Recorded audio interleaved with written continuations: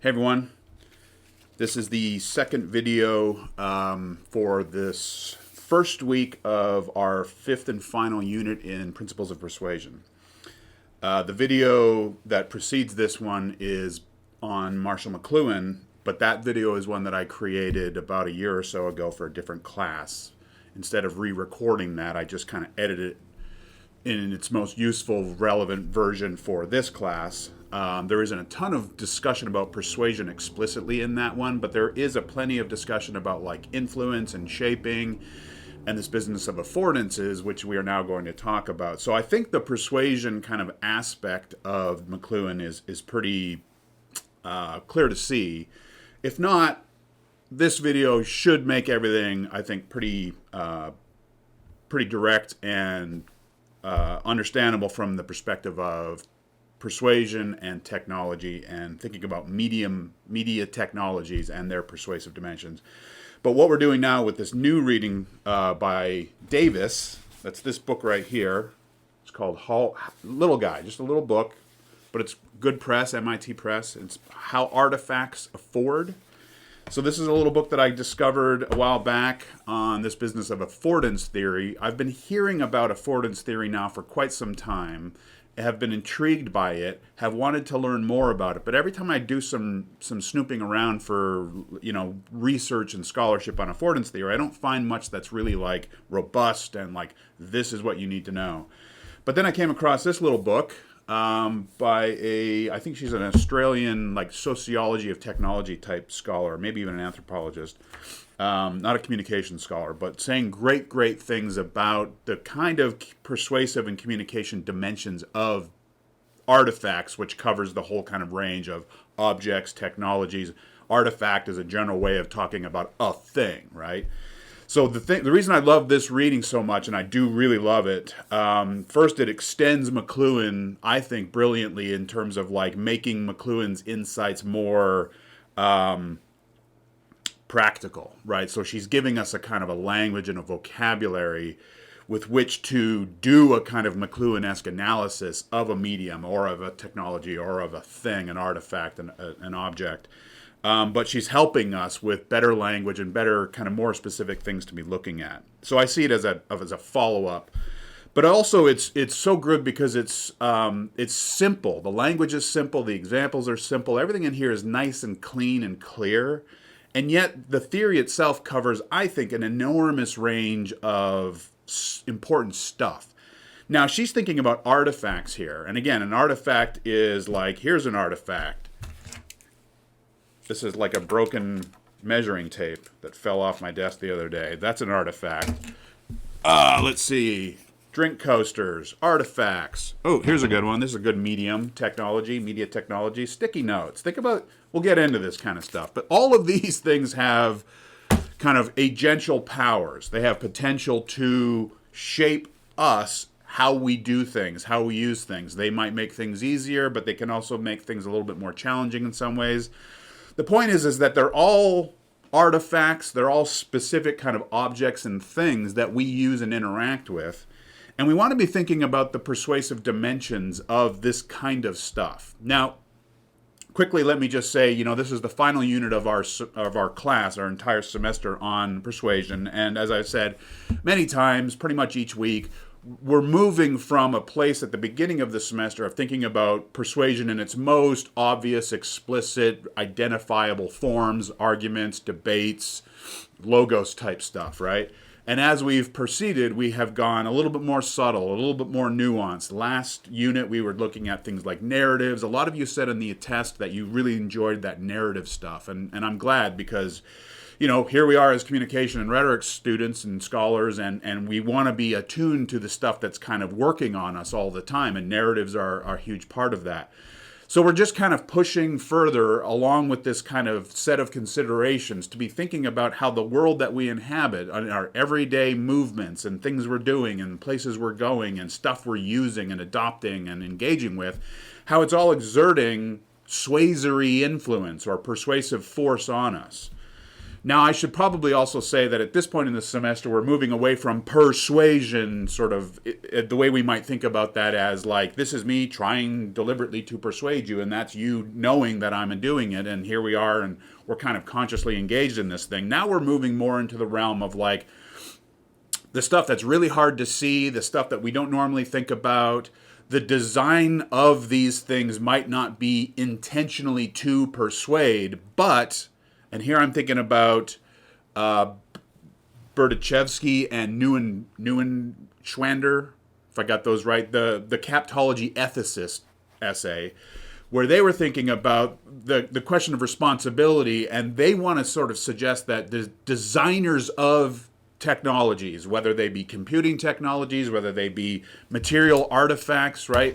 If we're designing stuff that's going out into the world and exerting a kind of agential force on people, on users, on consumers, then we're in the realm of influence, we're in the realm of persuasion, and we need to be thinking about questions of ethics and responsibility. And for those authors, at least, it begins at the kind of the moment of thinking about design, thinking about creating an artifact, an object, a technology that does a certain thing or engages users in certain ways, but also has some kind of larger impacts and contextual considerations and unintended consequences, all the rest of it. So I think this is a really, really useful, brilliant, short kind of introduction to affordance theory, but also like here's some stuff that you can actually walk away with and like incorporate into your analytic lives, essentially. So I'll just quickly go through and kind of hit some of the key stuff here. As always, got the notes just posted, and there's really just a couple of really important ideas here, and let's dive in. So the first point on the notes is that, we're extending McLuhan here. Again, McLuhan's whole thing is like the medium is the message. The point being that the medium itself shapes and influences the reception of the message. Now, we can talk at great length about just how much the medium influences or shapes or determines. And I edited out some of this discussion of the McLuhan video, but there's this long debate about like, does the thing itself does this thing determine how I use it, or do I not have the ability to do things with it? Like, I've seen people create art projects out of these things. It's like, I don't think they were designed to create big art projects on the wall. They were designed. This gets back to the nudging stuff, I think, right? It's like you take this thing off, you stick it on the thing that you need to kind of attach your brain to, and it's nudging you to remember in a very kind of material way, right? The point, though, for Davis, and this is where we move away from McLuhan a little bit, because for McLuhan, the thing determines the usage of the thing. For Davis, our affordances need to be thought about in relation to the user, the person, the human, and the artifact, the technology, the device, whatever, right? So for her, and this is an important point, and I make this a few times, affordance theory wants to be thinking about this thing and this human, right? So there are certain properties that are designed into this thing that what is the language? We'll get into the language, but it's like encourage and discourage and refuse and open up and so on. But then there's me and my uses of this thing. I can use this thing in so many different ways. It's meant to be used as a way to write, and it has a green color. And lately I've been sort of using different colors because I find it's a little easier when I'm going into my books to kind of actually see things, because the ink in the book is black. It's nice to have a bit of contrast, right? The point is there are certain kind of tendencies that are designed into this thing, that are built into this thing, that encourage me to use it in certain ways, but I can do whatever I want with this thing.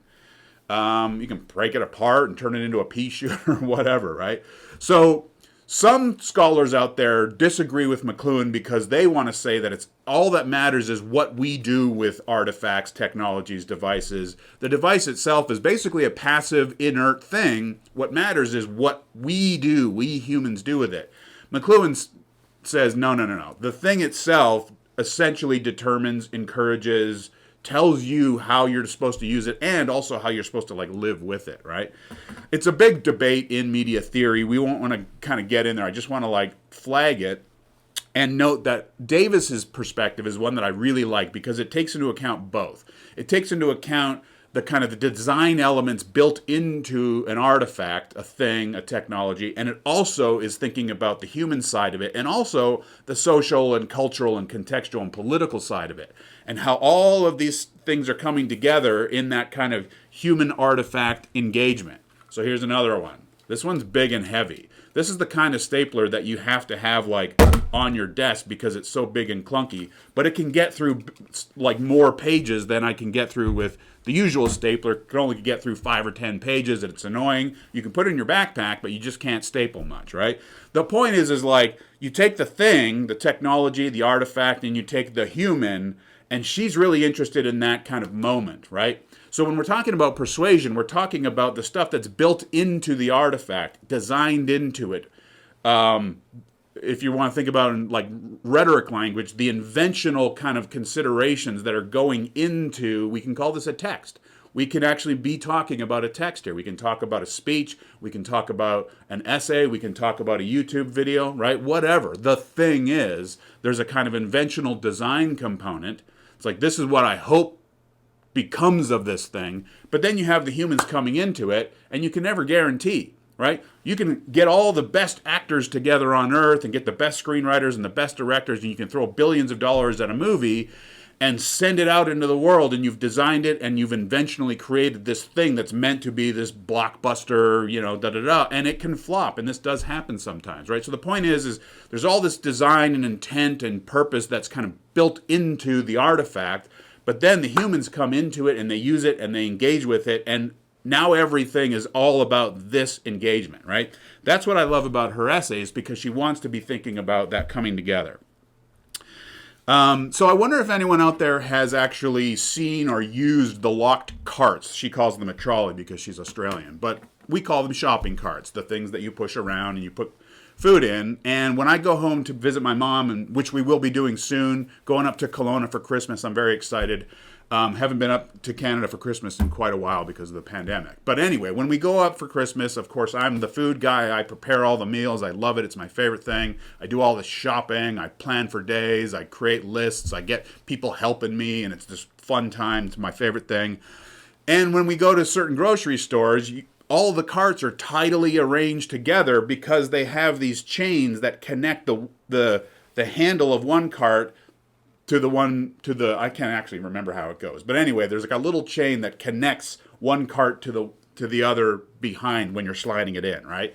And in order to unlock the cart, you got to put in a coin. Now in Canada, they have these things called loonies and toonies, which are actual coins that are $1 and $2. They introduced these a long time ago as a way to save money on print paper, right? It's like, these things last forever. Let's just use coins. And so you put in your little loonie. I think it's just $1, or maybe it's even a quarter. I think it's just $1. You put in a loonie, the cart releases, and then the loonie stays in the cart.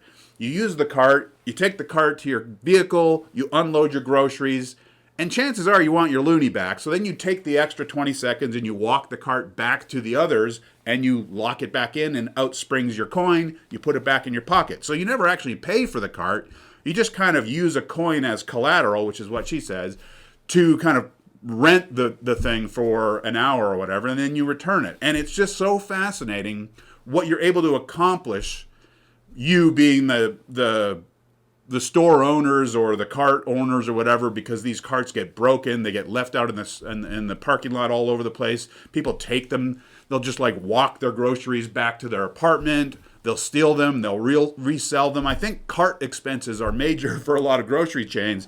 And so they came up with this really kind of brilliant and elegant and eloquent, I would say, solution to this problem. Because when I'm doing this, when I'm going grocery shopping, I have no problem like pulling out a coin and putting it in there. The problem comes in like if you're in a major hurry or if you happen to not have a coin around you, right? And then you're kind of out of luck. And so there are constraints here, and there are kind of unintended consequences. You can piss people off, you can frustrate people, but I think they're pitching this at the majority of folks who usually have a coin on them, who usually have at least 1 minute of time to like get the cart, put it back. Maybe you don't even want your coin. Maybe you're just like in such a hurry, or you're so wealthy that you don't even want your coin back.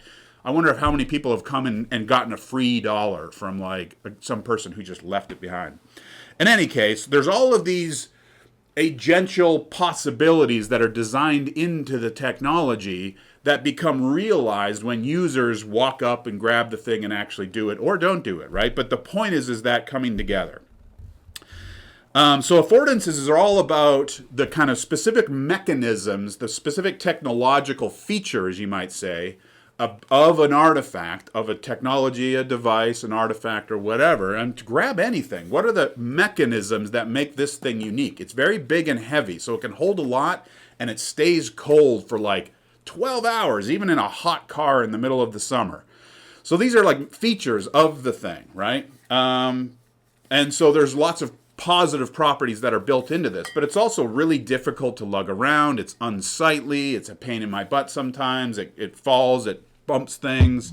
Sometimes it spills, right? And so you're looking at the thing itself, just like McLuhan. Like, what does this thing do? What does it open up? What does it close down? And that's essentially affordance theory, is what are the specific features or properties of a given artifact, and how do those properties, as she'll say in the, just to kind of reveal here, the most important section in this reading is really on the one on mechanisms and conditions. So for Davis, affordance theory is really just kind of boiling down to, after you've kind of understood the persuasive powers and potential of a given artifact or technology, now she wants, in terms of analysis, in terms of like better understanding that question, she breaks it down into mechanisms and conditions. And mechanisms are really just these features. What are the features of the thing, right? Here's one. Here's an interesting one. Boy, I got these before I went to Vietnam this summer. I finally broke down and bought the nice earbuds. I got the best ones I could find from Apple. And I'm so glad I did. These things are incredible. They're super, super, super portable. They charge really quickly. They also lose charge quickly, but they charge up really quickly. This case is chargeable. It's got Bluetooth like powers attached to this thing. You can slide it in your pocket. The earbuds themselves do so much in terms of like creating an interesting kind of bubble separation from the world around you. They can cancel noise brilliantly. I'm just astonished by these things. And so you're looking at the specific features. That's the mechanism part. And then the conditions part is one that is really interesting and important, because that gets into the kind of the larger social, cultural, contextual kind of, let's say, pressures or realities that condition this, right? Like, you know, these ones are pretty expensive. You got to have some money. And so there's a certain kind of cultural reality to this, which is like, maybe you can't afford these if you're a student or if you're young or whatever. My son goes through these things so quickly because he just loses them constantly. So he buys cheapos and just kind of like loses them and gets new ones all the time, right? So, I guess we can just jump down here to number 9. This is the mechanisms and conditions point. I think we've covered most of the important stuff in terms of like the persuasive, agential powers of technologies and artifacts. There's some good language that I cite in these points here. Yeah, this business of number 7, technologies don't make people do things, but instead they push, they pull, they encourage, they discourage, they open up, they close down. It's all about these kind of tendencies that are built into the devices. And I'm thinking again about nudging, I'm thinking about captology. We're in the same basic kind of conversation, except now we're talking about things. We're not talking about schemes for convincing people to move down a path. We're not talking about computation with captology. We're talking about the physical world that we inhabit. We're talking about the stuff that we carry around with us all day. When we go out in the world, when we drive a car, when we get on a scooter, when we're walking around campus and we're confronted with a very steep flight of stairs or a very twisty path or something like this. Whatever, just the world as we encounter it is filled with these affordances that, again, what does it say here? Mechanisms on number 9. This is the key part of the features. It is how affordances request, demand, encourage, discourage, refuse, and allow. You think about those teeth that you sometimes see in a parking lot, right? Which is like if you drive in the wrong way, all your tires are going to pop, right? But they can also lower those things. So you have the option of letting people in or just like saying, no, that's a refusal. You may not enter. That's not an encourage or discourage kind of thing. That is a nope, teeth. Going to bite your tires, right? That's a kind of an affordance. But you can also think about those gates as a kind of an affordance. And the gates encourage, they encourage you to come in, but you also have to pay, right? And so this is a kind of an affordance. It's a feature, it's a mechanism that allows or disallows. So you can keep people out if they can't pay, but if they pay, they can go in. So the mechanisms are all about the more and the less in terms of they encourage or they discourage. They can wide open encourage, like push, go, do this, or they can refuse or block, right? You can think about these on a kind of continuum of like wide open freedom to like narrowed, discouraged refusal kind of thing. And then, of course, conditions. There we have perceptions, how we actually think about technologies. That's sort of subjective, it's social, it's cultural. Dexterities are skills, like my abilities to engage with certain things, like can I lift this thing, can I step up? So we all have our own kind of bodily dexterities, things that we can do, things that we can't do. I'm getting older, I'm still pretty good shape, but I'm slower. I had to give up playing basketball a while back because my knees were starting to hurt, right? So I don't have the same level of dexterity that I used to have. And so I engage with artifacts slightly differently than I used to 20 years ago or so, right? That's true for all of us. Every single person has their own unique abilities and maybe inabilities, right, or challenges. So we got dexterities, we got cultural and institutional legitimacies. Here we get into things like norms. Here we get into things like assumptions, maybe prejudices, that kind of affect our abilities to engage. So, sorry, let me pause here. If we're thinking about mechanisms as the stuff that's kind of built into the technology, the artifact, the devices, conditions are the stuff that's kind of built into the users, right? So we have our unique bodily affordances, things that we can do better or worse, less easily, more easily, right? And then we have all this kind of social and cultural stuff that also kind of filters into us and becomes a part of our agency, right? And all of that stuff's important, and it does get into questions of power. It can get into questions of prejudice. A lot of times an artifact will be created, a technology will be created, and the designers might be blind to the users and their abilities or inabilities. And so a technology or an artifact can discriminate, even if the users weren't necessarily intending to. You can build in certain kinds of blindnesses or limitations or blockages in terms of a user's ability to engage this artifact, this device, whatever. And if there is a kind of blindness or an inability that doesn't exist because of a life experience or a lack of life experience, right now we're dealing with potential kind of discriminatory concerns. Lots of nuances here, but I think her vocabulary and her analytic framework, as laid out in this section, mechanisms and conditions, and then the following section, which is a quick one, and that's on why affordances matter. If you just look really closely at those three sections, what are affordances, mechanisms and conditions, and then why affordances matter, I think you'll be in good shape. And it's all very clear and easy to digest. And I would love for all of us to be thinking about the kind of implications and where else we can kind of engage this analysis using mechanisms, using the conditions thing, and thinking about affordances and how we are persuaded to or persuaded not to through technology. So I'll just wrap up by saying that, the persuasion question is, again, not explicit here. This is not a book about persuasion in technology. It's a book about affordances, but we're thinking about how it is that artifacts, technologies sway us, right? How they push us, how they pull us. I would consider all of this at least generally within the camp of persuasion, even if it's not central processing, logos-driven arguments trying to get you to think a certain way or whatever. There's still a lot of stuff in our daily lives that move us around, encourage certain behaviors, discourage other behaviors. It's worth at least being aware, I think, of the kind of stuff that's sort of saying, here, come here, do this, make this easier, or less so, and understanding how it is that we bring our own kind of subjective mechanisms, our own subjective kind of affordances in terms of our abilities, in terms of our sort of capacities. And affordance theory wants to think about the coming together of the object and the subject, each of them having their own kind of unique properties and tendencies, and then sort of what happens together, right? Persuasion is a big part of that in terms of like encouragement, discouragement, refusal, incentive, and all the rest of it. So I think I'll stop there. 24 minutes. We have 2 videos this week. That's plenty of stuff. It is almost Thanksgiving. We're just a few days away. So hopefully you can get to this stuff and kind of take care of it.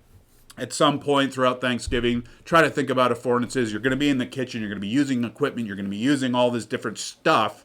And it's going to make life easier or harder. Think about your own agency. Think about your own capacities and how it all kind of comes together. I think it's awesome, fascinating stuff, personally. All right, so I got to move on. I got to get going to campus. So that's it for week 1 of our final unit on McLuhan and technological influence and specificity of the medium and how it engages us and how we engage it in turn. Hope everyone's well. I'll be seeing you in another week. So have a great Thanksgiving, everyone.